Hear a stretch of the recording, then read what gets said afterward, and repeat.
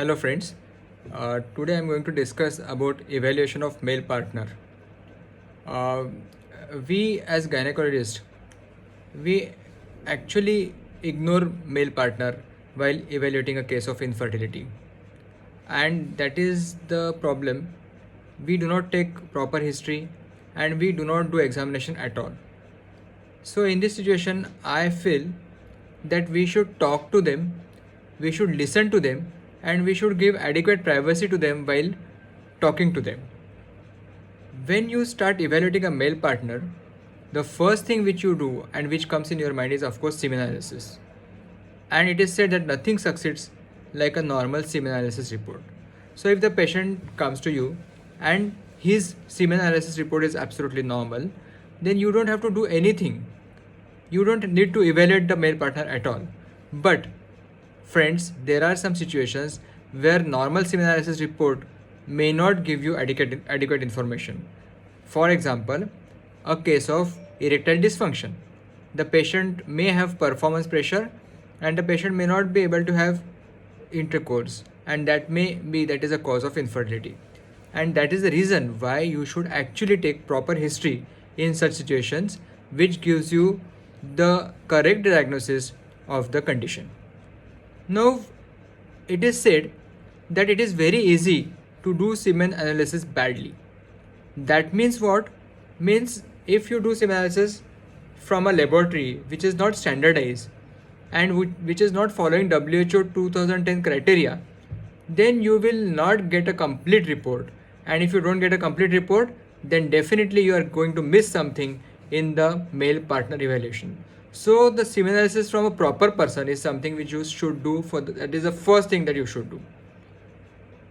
Now, as the advances are taking place in the evaluation of male partner, the people have found that there are many loopholes and many problems associated with semen analysis report. It is said that WHO 2010 semen analysis report is not adequate and you have to go beyond semen analysis, because there are some situations where you actually cannot diagnose the condition even if you have a normal semen analysis report. For example, the patient may have recurrent IVF failures or recurrent IUI failures or recurrent abortions, RPL. And in that situation, if you do sperm DNA fragmentation test, you may find that increase the DNA fragmentation is actually a cause of the problem or the root cause of the problem. So what you need to do is you have to actually evaluate the male partner and go beyond semen analysis report.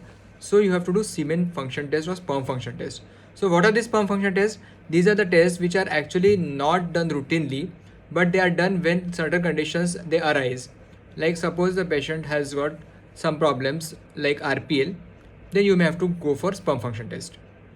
There are some sperm function tests like oxidative stress evaluation test, DNA fragmentation test, anti-sperm antibody testing, teratozoospermia index, etc., which you have to do. Now, as I said, you have to take proper history of the patient, and the patient may have three types of problems. One is the problem with performance like erectile dysfunction or maybe retrograde ejaculation. Sometimes the patient may not have this problem but will have a problem of oligospermia, and some patients may have a problem of azoospermia. So depending on the situation, you have to evaluate the patient. You may have to take the help of psychiatrist. You may have to do Doppler sonography of the patient if there is oligospermia, and you may have to do the analysis of the patient by chromosomal testing, especially in patients of severe oligospermia or azoospermia. In azoospermia, you have to find out whether it is a pre-testicular cause like hypogonadotrophic hypogonadism, or testicular cause like primary testicular failure where there is a hypergonadotrophic hypogonadism, or post-testicular cause where there is a obstructive azoospermia, which may actually respond very well to surgery as well as to PESA and TESA-XC. So that is all about the male partner evaluation.